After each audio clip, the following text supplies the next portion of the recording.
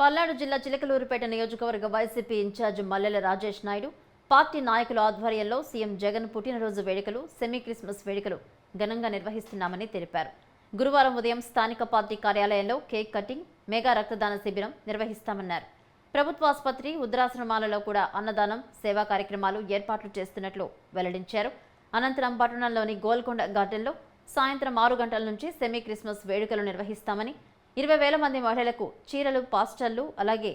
దుస్తులు పంపిణీ చేస్తామని రాజేష్ నాయుడు చెప్పారు. ముఖ్యమంత్రి గారి జన్మదినాన్ని పురస్కరించుకొని మేము రేపు ఉదయం నుండి సాయంత్రం వరకు ఒక కోలాహలంగా ఒక పండుగ వాతావరణాన్ని, ఎందుకంటే పండుగ వాతావరణంగా మనం ఎందుకు చేయాలి అని అంటే దానికి కూడా ఒక సమాధానం ఈనాళ్ళు 4 సంవత్సరాల ఈ 8 నెలల 9 నెలల కాలంలో మన ముఖ్యమంత్రి గారు చేసిన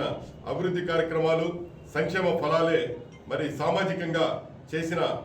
ఎంతో న్యాయాన్ని మనం చూపించడానికి అందరికీ ఎన్నో ఉదాహరణలు ఉన్నాయి. అందుకనే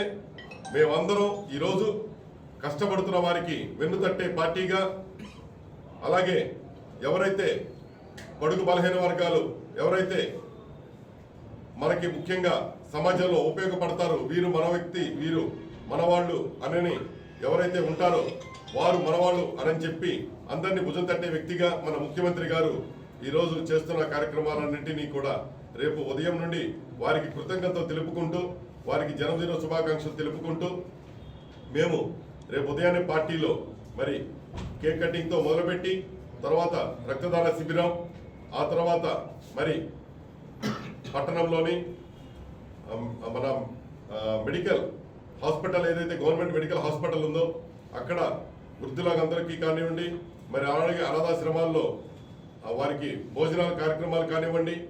అవన్నీ ఎప్పుడు జరిగే విధంగా జరుగుతూనే ఉంటాయి.